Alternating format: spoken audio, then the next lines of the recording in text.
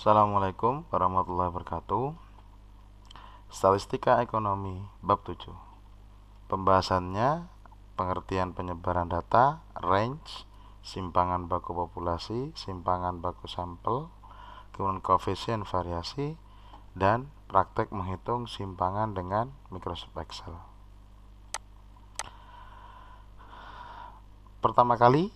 Yang pertama adalah pengertian penyebaran data. Pada pertemuan atau bab sebelumnya telah dibahas mengenai mean, median, dan modus, di mana merupakan bagian dari pemusatan data atau central tendency. Nah, selain ada central tendency, kita juga akan membahas tentang penyebaran data. Sebagai ilustrasi, misalnya di sini disajikan ada dua nilai kelas A dan nilai kelas B. Dua nilai ini berbeda kelas, jadi saling independen kelasnya, artinya tidak jadi satu kelas. Misalnya nilai kelas A ini ada 90, 50, 20 dan seterusnya. Sehingga nanti rata-ratanya kalau nanti kita hitung ini adalah 60 untuk rata-rata kelas A. Begitupun juga dengan nilai kelas B. Datanya 65, 55, 70, 50, 60 dan rata-ratanya juga kebetulan ketemu juga 60. Kita tahu kalau kita hanya memandang dari segi rata-rata saja, kedua kelas ini mempunyai kemampuan yang sama. Kenapa? Karena rata-rata kelas A dan kelas B yaitu 60. Namun, pemusatan data kadang tidak mampu memotret data secara menyeluruh, maka kita membutuhkan yang namanya ukuran dispersi atau penyebaran data. Kalau kita lihat di sini, di kelas B ini lebih merata mendekati terhadap rata-ratanya. Artinya kemampuan di kelas B ini lebih merata dibandingkan dengan kelas A. Sedangkan di kelas A ada yang sangat menonjol, kemudian ada yang sangat jauh dari rata-ratanya. Jadi variasinya lebih bervariasi A atau lebih heterogen. Sehingga kita bisa memandang banyak perspektif dari dua perbandingan ini. Jadi kalau kita menilai kelas B berarti mempunyai lebih rata, lebih sama. Sedangkan di kelas A itu lebih variatif atau lebih heterogen. Meskipun kalau dipotret berdasarkan pemusatan datanya yaitu rata-rata yaitu sama. Namun dari segi penyebaran datanya itu ternyata bisa bermakna berbeda. Sehingga baik pemusatan maupun penyebaran data nanti saling melengkapi. Maka untuk itulah kita akan membahas tentang penyebaran data. Jadi berdasarkan kelompok A dan kelompok B ini mempunyai rata-rata yang sama, kemudian namun variasi nilai kedua kelompok berbeda jauh. Kemudian berdasarkan informasi ini, kedua perbandingan ini, maka kita akan mudah bias jika kita hanya memandang dari pemusatan datanya saja. Artinya tidak menggambarkan data secara keseluruhan. Kemudian untuk macam-macam ukuran penyebaran data sangat banyak sekali. Ada range, mean deviasi, standar deviasi, dan varian. Namun hanya beberapa hal yang perlu dibahas. Penyebaran data atau variabilitas secara definisi adalah statistik deskriptif yang digunakan untuk mengukur penyebaran data, variasi data, homogenitas data, dan stabilitas data. Ismail 2018. Penyebaran data atau variabilitas adalah sebuah ukuran tentang derajat penyebaran nilai-nilai variabel dari suatu tendensi sentral, pemusatan data maksudnya, dalam sebuah distribusi. Jadi variabilitasnya seberapa jauh dari ukuran pemusatan datanya. Berarti dari kedua pendapat tersebut, misalnya penyebaran data adalah segala bentuk ukuran yang menyatakan derajat perbedaan dan variasi dari ukuran pusatnya. Atau bahasa sederhananya adalah penyimpangan nilai-nilai dari nilai pusatnya. Jadi misalnya rata-ratanya tadi 60, kemudian seberapa jauh nilai masing-masing individu itu bervariasi dari nilai rata-ratanya. Contoh seperti itu. Yang A, range data. Range atau jangkauan adalah jarak antara nilai tertinggi dan nilai terendah. Jadi range biasanya dinotasikan dengan R, di mana yaitu nilai maksimum dikurangi dengan nilai minimum. Keterangan range max nilai tertinggi, minimum adalah nilai terendah. Misalnya contoh untuk range data tunggal. Ini adalah data tunggal yang tadi kelas A dan kelas B. Kalau kita lihat range-nya, ya, di sini nilai tertinggi untuk kelas A adalah 100. Kemudian untuk nilai terendahnya adalah 20. Sehingga jangkauannya atau range-nya itu adalah 80. Sehingga sangat tinggi sekali, heterogen atau kita sebut sebagai heterogen. Sangat variatif kemampuannya. Ada yang sangat pintar sekali misalnya, ada yang sangat kurang sekali dari nilai rata-ratanya. Namun kalau kita lihat dari kelas B, nilai tertinggi adalah 70, kemudian nilai terendah adalah 50. Jangkauannya hanya 20. Maka kita anggap data untuk nilai kelas B ini lebih homogen atau lebih sama, setara kemampuannya. Jadi itu untuk cara menghitung range data tunggal. Kemudian kalau tadi adalah data tunggal, bagaimana dengan range data kelompok? Contoh 2. Data kelompok misalnya kita punya interval nilai seperti ini, ya. Ada interval nilainya, kelompok nilainya, kemudian ada frekuensi dan nilai tengah. Maka untuk menghitungnya, ini kita tinggal melihat nilai tengahnya saja. Nilai tengah itu kita tahu didapatkan dari 66 dikurangkan ditambah dengan 58 dibagi 2. Sehingga nilai tengahnya, nilai terendah, kemudian nilai tengah tertingginya adalah 89. Kemudian range bisa dihitung itu dengan 89 dikurangi 62, yaitu 27. Jadi begitu cara mencari range data berkelompok. Jadi dicari terlebih dahulu nilai tengahnya. Kemudian yang selanjutnya adalah simpangan baku. Simpangan baku adalah jarak deviasi atau simpangan dari nilai asli ke nilai rata-rata datanya. Jadi seberapa jauh nilai asli itu menyimpang terhadap nilai rata-ratanya. Rata-rata kita tahu bahwa itu adalah ukuran pemusatan data. Rini Ayu Priyati 2023. Kemudian simpangan baku terdiri dari populasi dan sampel.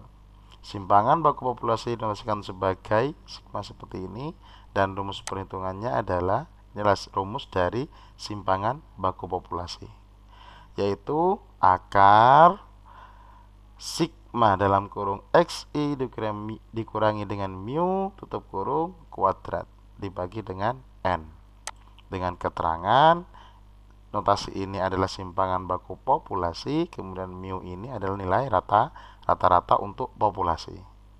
Biasanya kita menotasikan dengan X bar, tapi untuk sampel nanti. Kalau untuk populasi kita notasikan sebagai mu, yaitu nilai rata-rata, sedangkan N adalah jumlah datanya. Contoh misalnya terdapat data 3, 5, 2, 1, 1, 2, 0. Nah, sehingga nanti untuk mempermudah perhitungannya, kita langsung membuat tabel seperti ini. Jadi data ini, karena ini adalah data tunggal, kita buat ke bawah seperti ini, 3, 5, 2, 1, 1, 2, 0, atau boleh diurutkan, boleh enggak. Kemudian di sebelahnya, karena rumus dari simpangan baku itu adalah xi dikurangi mu, maka kita langsung mencarinya. Bagaimana cara mencarinya ini? Maka kita harus menghitung jumlah totalnya dulu, yaitu sigmanya. Kalau dijumlah, ini adalah 14. Kemudian n-nya, kalau kita hitung datanya ada 1, 2, 3, 4, 5, 6, 7. Ada 7. Dan mu-nya atau rata-rata populasinya berarti 14 dibagi 7, yaitu 2. Sehingga di sini mu-nya sudah ketemu, yaitu 2. Nah, maka XI dikurangi dengan mu atau rata-rata ini, maka 3 dikurangi dengan 2, 1. 5 dikurangi dengan 2, 3. 2 dikurangi dengan 2, 0. 1 dikurangi dengan 2, min 1. 1 dikurangi dengan 2, min 1. 2 dikurangi 2, 0. 0 dikurangi 2, min 2. Setelah itu, setelah ketemu semua nilainya, baru nilai dari ini dikuadratkan di tabel sebelahnya. Sehingga XI min mu atau rata-ratanya tutup kurung dikuadratkan. Sehingga jadinya 1 kuadrat 1, 3 kuadrat 9, 0 kuadrat 0, min 1 dikuadratkan 1, min 1 dikuadratkan 1, 0 tetap 0, min 2 kuadrat sama dengan 4. Setelah itu baru dicari sigmanya. Berarti ini sigmanya adalah 16 kalau dijumlah. Lah, sehingga kalau sudah disusun tabel seperti ini, maka kita tinggal memasukkan ke rumusnya, yaitu simpangan baku sama dengan akar sigma XI min mu tutup kurung kuadrat, berarti yaitu 16. Karena ini adalah jumlah dari hasil pengkuadratan ini. Berarti ini kita substitusi nilainya adalah 16. Kemudian dibagi dengan N, yaitu adalah 7. Sehingga nanti ketemu akar 16 per 7, yaitu akar 2,29. Dan ketemunya adalah 1,51. Jadi untuk mempermudah mencari simpangan baku, kita harus membuat tabelnya terlebih dahulu. Jadi perhitungannya tidak terlalu banyak. Itu untuk simpangan baku populasi. Sedangkan selanjutnya adalah simpangan baku sampel, dinotasikan sebagai S dengan rumus akar sigma dalam kurung XI dikurangi X bar tutup kurung kuadrat per N-1. Perbedaannya dengan populasi tadi, kalau X barnya tadi dinotasikan sebagai mu, yang artinya juga rata-rata. Namun perbedaan yang kedua adalah kalau tadi N besar jumlah keseluruhan sampel, tapi jumlah keseluruhan populasi maksudnya, tapi kalau simpangan baku sampel itu menggunakan N dikurangi 1. Jadi ada pengurangannya. Kalau di populasi tadi tidak perlu dikurangi, cukup N atau jumlah datanya saja. Dan keterangan S adalah simpangan rata-rata, X bar adalah nilai rata-rata, dan N jumlah data. Untuk menggunakan rumusnya saya kira sama, karena hanya berbeda notasi saja. Misalnya data pada contoh 3 tadi, yaitu 3, 5, 2, 1, 1, 2, 0. Kita buatkan dulu tabelnya seperti ini. Ya, jadi XI, kemudian XI min X bar, kemudian XI min X bar. Ini X bar ya. Kemudian kuadrat. Sama kita cari sigmanya yaitu 14, N-nya 7, kemudian X barnya adalah 14 per 7 sama dengan 2. Jadi persis sama dengan yang contoh 3. Begitupun juga cara mencari nilai ini. Berarti 3 dikurangi 2, 1, 5 kurangi 2, 3, dan seterusnya. Sedangkan ini didapatkan dari 1 kuadrat, 3 kuadrat, dan seterusnya. Sehingga sigmanya juga 16. Sama dengan contoh 3. Yang membedakan hanya pada rumus untuk mencari simpangan bakunya, yaitu S sama dengan akar dari sigma XI dikurangi X bar tutup kurung kuadrat per N-1. Sehingga sigma XI min X bar dalam kurung kuadratnya ini adalah 16. Kemudian N-nya adalah 7 dikurangi 1 sama dengan 6.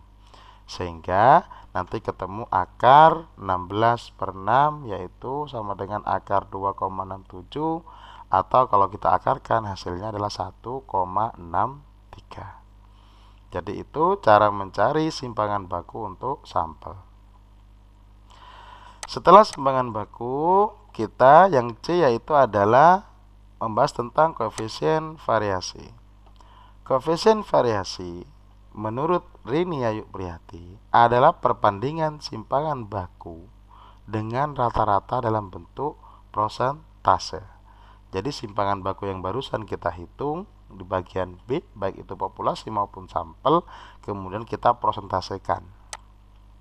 Contoh, misalnya ini adalah rumus untuk koefisien variasi populasi, disimbolkan dengan CVP populasi maksudnya ya, sama dengan kemudian adalah simpangan baku bagi dengan mu rata-ratanya, kemudian dikalikan prosentasenya saja. Sehingga contoh 5 misalnya, kalau kita lihat pada contoh 3 diketahui rata-ratanya yaitu 2 dan simpangan bakunya adalah 1,51. Maka kalau sudah diketahui rata-ratanya dan simpangan baku populasinya yaitu 1,51, maka tinggal substitusikan ke rumusnya. Sehingga mu-nya adalah 1,51, kemudian rata-ratanya adalah 2, sehingga dikalikan 100%. Hasilnya adalah 75,5%. Itu untuk koefisien variasi populasi. Cara yang sama untuk koefisien variasi sampel, hanya berbeda notasi saja, yaitu S atau CVS ini untuk populasi, ini untuk sampel maksudnya. Kemudian S simpangan bakunya dibagi dengan X bar atau rata-ratanya. Hanya saja kalau yang ini untuk populasi, yang ini untuk sampel. Misalnya berdasarkan contoh 4, nilai dari simpangan bakunya adalah X barnya 2, kemudian simpangan bakunya adalah 1,63. Maka tinggal substitusikan saja ke rumusnya.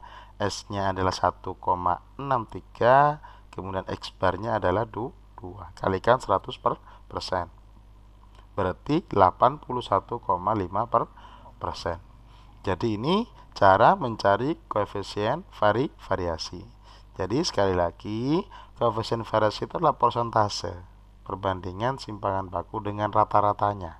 Hanya saja nanti dikalikan 100%. Itu untuk yang C. Selanjutnya D, kita akan mencoba untuk menghitung rumus simpangan baku dengan menggunakan Excel.